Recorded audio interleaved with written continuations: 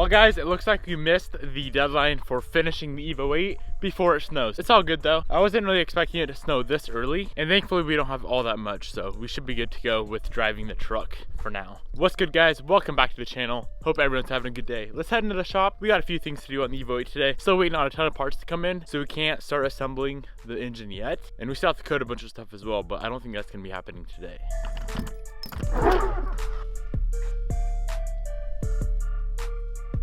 So since we are spending so much time cleaning up the engine bay, painting the engine block, started coating the head, started coating everything else on the engine and around the engine, I figured it's only right to pull out the subframe and clean everything up down there. That cross member itself has a little bit of rust right there that I want to address. And then the control arms we can clean up. We can go through, make sure all the bushings are good to go, make sure we don't have any tears in the steering rack boots. Just run through, make sure everything is top notch. I figured today is a perfect day to do this because we are still waiting on parts. We're still waiting on coatings to come in. And we cannot throw the motor back together yet because we do not have any gaskets or seals.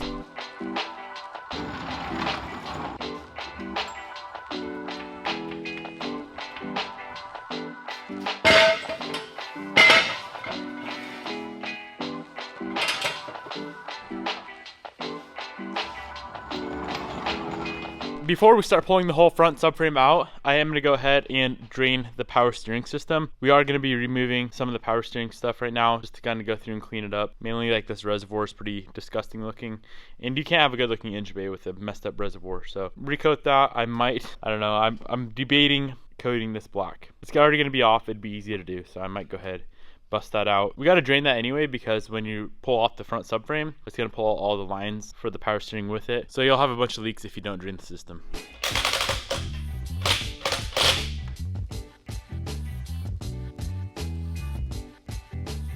All right, we got all the power steering stuff removed. If we can figure out how to remove this pulley off of the power steering pump, we can for surely recoat the pulley. That'd be easy to do. The pump itself, it shouldn't be too bad. There'd be 2 holes to plug to clean it up, sandblast it, and then coat it. That bracket, easy to do. Reservoir, the thing's kind of nasty looking, so that'll be very, very simple to do as well. Now that we got the power steering stuff removed and the system drained, it'll be really easy to remove the subframe itself. We're gonna go ahead, pull off the wheels. The strut towers, or the 3 strut nuts on each side are already loose. There should be like 2 main bolts per side and then a few other smaller bolts. Pull the whole subframe out itself. We do also have to disconnect some steering stuff that runs up into the interior. There's just like a little clamp in there we gotta pull off. So I'll show you guys what I was talking about on the inside. This right here is the only thing you gotta remove. There's that spring clamp. Lower shaft will slide right on out from the upper one. I would highly recommend grabbing a paint pen and putting a mark on there, just a line, so we don't have to mess around with it later on when we put it back together.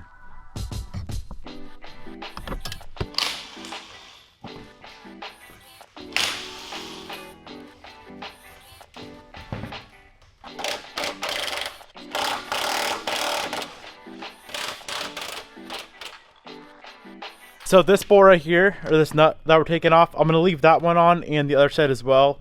And we need to set up the hoist to let this thing down slowly. I don't want it just to drop on the ground and destroy a bunch of stuff. We are gonna pop the calipers off the hubs real quick and just leave those on the car. If you disconnect the caliper and the brake line, you can just leave the whole assembly on it and you don't have to worry about bleeding the brakes later on.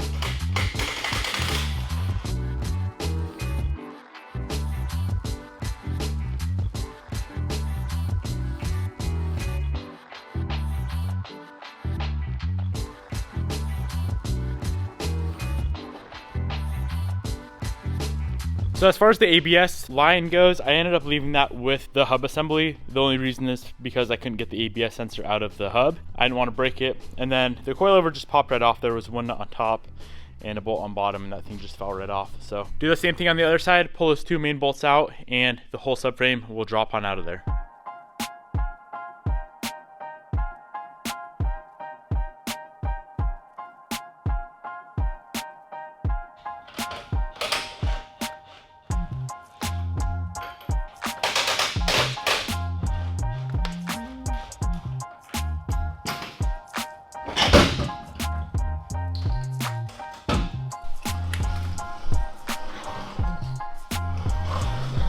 this is what we got. Let's rip this thing apart, get it all cleaned up. I think the main things I want to focus on, the aluminum control arms, I'm gonna just glass bead those. They'll look really, really nice, just glass beaded. I don't know if I'm gonna do anything with the spindles. I'll clean them up, see how they look. And then the subframe itself, the cross member, I definitely want to clean it up and either drop it off, have it powder coated, or just paint it here myself.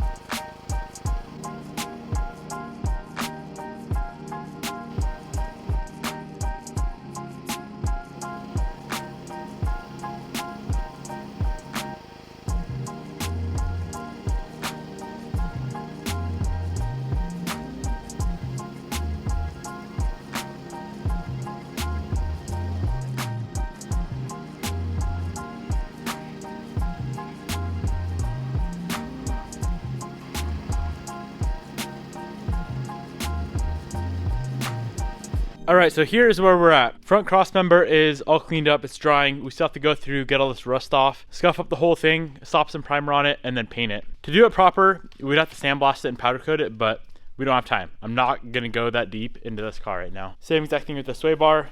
That guy there is all cleaned up, we can leave that. Everything you see right here is gonna be sandblasted. The lower arms are just gonna be glass beaded and left aluminum. I think that's gonna look really nice.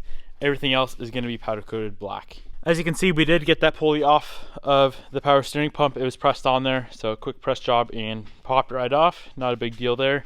Let's get to sandblasting, get some stuff powder coated, and repainted as well. There's only one thing I kind of wish I was making black, and it's the AC compressor, but I promised myself I can't go that far. That's gonna add 5-6 hours into disassembling, cleaning, powder coating, or Cerakoting, and then reassembling. We can't go that far on this car. It's not in the cards.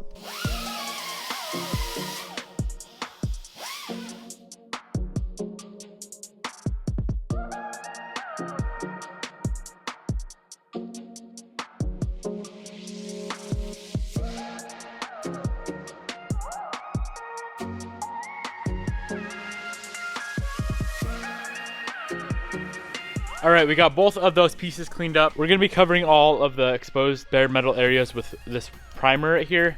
And then as soon as that is dried, we're gonna be hitting it with this Rust-Oleum Auto Enamel gloss paint. So it should look pretty good. I feel like we're so far deep into this car right now that it's never gonna be finished. But if we can ideally get the whole front subframe back in today with the hubs, spindles, all that good stuff back on the car, we should be good for hopefully Cerakoting some stuff tomorrow. We do have a bunch of stuff to powder coat tonight, but the good thing with powder coat is you don't have to let it dry. It's just as soon as it's cooled off, you're ready to reassemble. So a bunch of stuff to powder coat tonight. The only thing from today that we pulled off that I'm not going to be powder coating and I'll be Cerakoting is the power steering pump. So we can do that tomorrow with all the other stuff we got to Cerakote, or whenever the Cerakote comes in.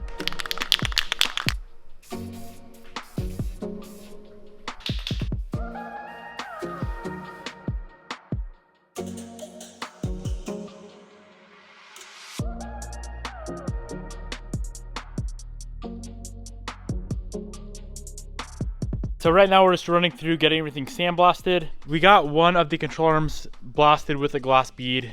So I'll kind of give you guys a comparison. There's one not blasted, that was blasted with a glass bead. And then another piece of aluminum, like that right there, that's blasted with regular like green sand. So if you want a nice finish, make sure you use glass bead because we're not gonna be cutting these whatsoever. It's just gonna stay just like that. Let's bust out the last control arm and then we can go ahead powder coat all these parts. As soon as that guy is dry, we can reassemble the front end of this car. Real quick, before we start powder coating, we need to run over to my brother Austin's house. He's gonna do some work for me on some stuff. I'll show you guys when we get there.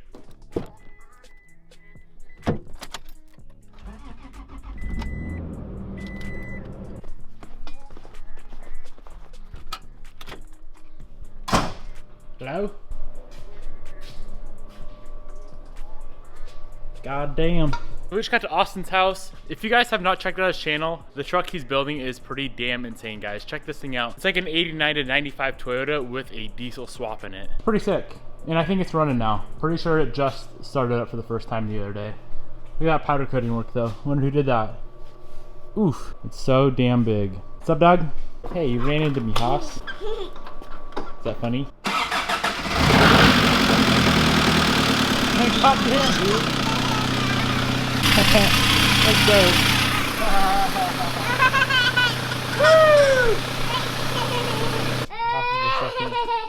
So what we're doing is just going through and plugging all of the holes where the nipples were for the evap system on the intake manifold and the throttle body, and then on the transmission. He's gonna be welding on this tab for the mount right here. So she's gonna sit right there.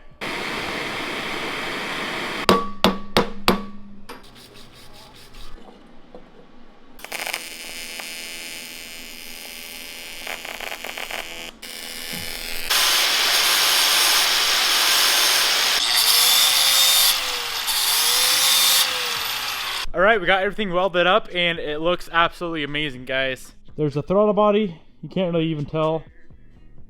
Intake manifold and the transmission. I didn't care what that looked like, I just wanted that to be strong. Shout out to my brother Austin for getting all that hooked up for me. If you guys want to check out his channel, he's a new and upcoming YouTuber. He'll probably pass me up here soon. So go check him out, he'll be linked up the top right hand corner. Go peep his channel. All right, homies, let's move on to the main part of today's video, which is powder coating. It's the fun thing to do, it's the fun thing to watch, and yeah, it's just, I like powder coating. What we're gonna be using today is powder from Prismatic Powders. As always, it is called Ink Black, I believe.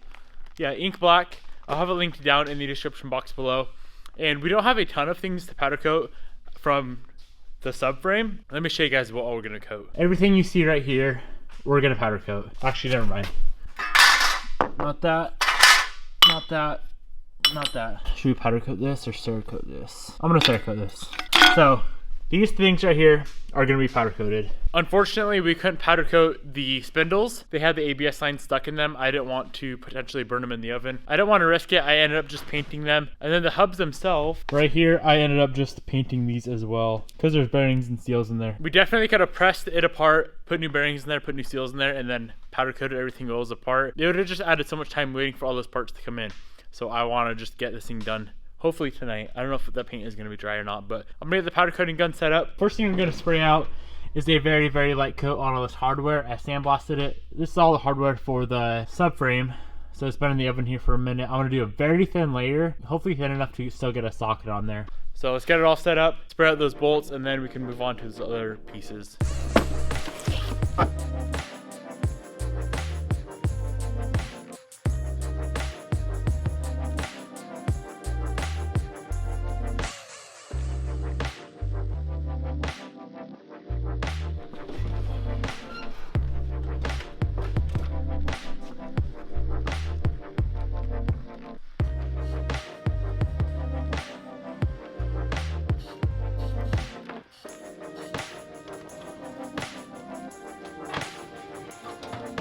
So for these parts here, I'm just gonna run them through the sink.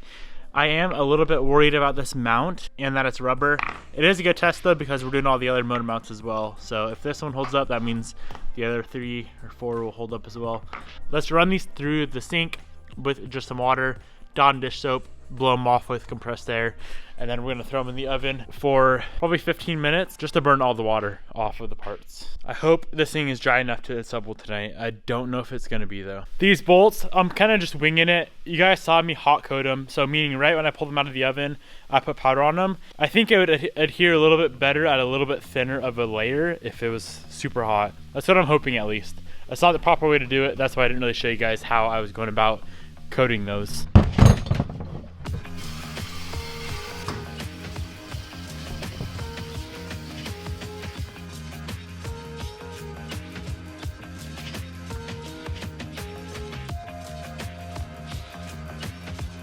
This hardware has been baking for maybe 15 minutes, so I'm gonna go ahead and pull it out right now and we can move on to the more important things. I hope a socket still fits on there. Guess we'll see. Those rotor backing plates have been in for about 10 minutes. I'm gonna run them for another 5 just to make sure all that water is gone off of them, and then we can pull them out get them hung up properly so they're not hitting the sides of the oven, and then go ahead, spray them out with the powder coat. All right, these things gotta be plenty dry by now. So what I'm gonna do is grab this rack, throw it on the very top slot, and we gotta figure out how to hang these things up in here.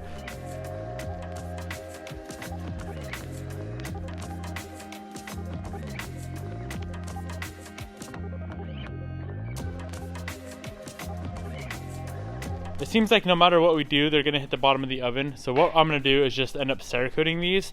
So I'll throw these in with all the other stuff we're gonna Cerakote tomorrow. The good thing about those is we don't need to get those done tonight to reassemble the whole front end. Let's get these guys hanging up in the oven, get them baked out, and then we can get these 3 pieces coated.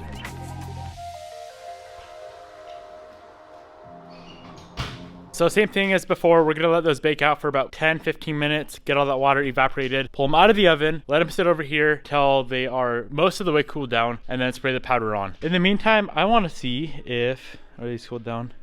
Yeah, they're cool to the touch. So I wanna see if a socket is still gonna fit on these, or if we just ruined all of our hardware. I tried not to put it on too thick, so I guess we'll see.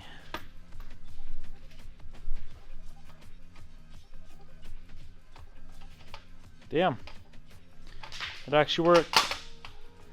Kind of surprised. So as long as we don't destroy all of that putting it on, I'll probably just not use an impact actually. If we choose a ratchet wheel, we should be good. If we don't destroy it, we're gonna have a pretty good looking subframe. I did do a few other little things as well. So there was 2 brackets sitting over there. So that one bracket is right there. I painted that black, and the other one is right there, painted that black. I didn't feel like dealing with a Cerakote or powder coat on those. Just a quick and easy job. They're not gonna see any wear and tear, so paint will hold up just fine on that. All right, the 15 minutes is up. Let's pull them out, let them sit over here for a while, let them cool down. It looks like that rubber on the motor mount is doing just fine. I was worried he's gonna just burn it completely, but nope, we're good to go. They've been sitting for about 5 to 10 minutes, plenty cooled off to spray them out. So let's go ahead, throw some powder on them, and get them back in the oven. Before I put them back in the oven, I always find it a good idea to go around everything with a flashlight. Make sure you don't have any thin spots, because if you do, it's gonna really show through, and of course you want full coverage. So they're all good to go, they're all coated. And that's what it looks like right now. When it's not flowed out, it's really dull looking.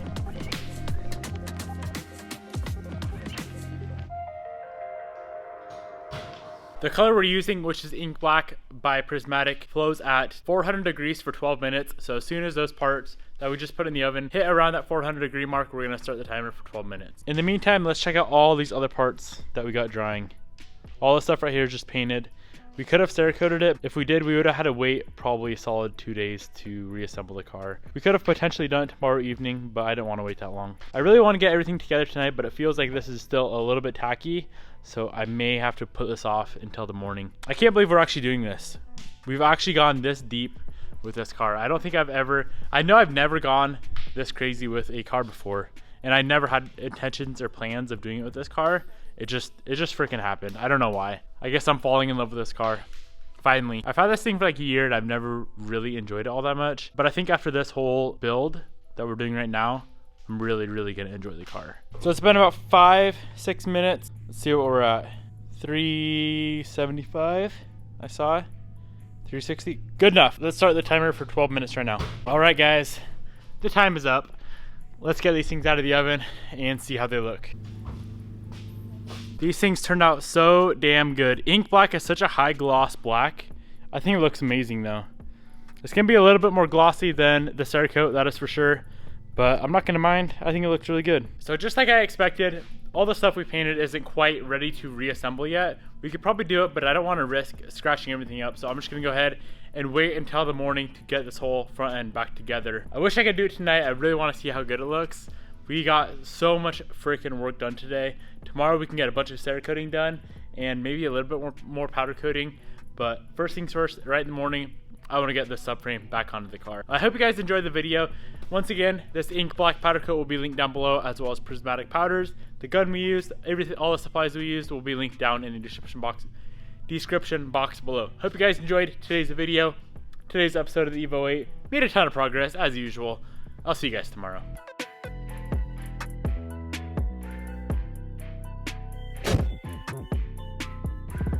17.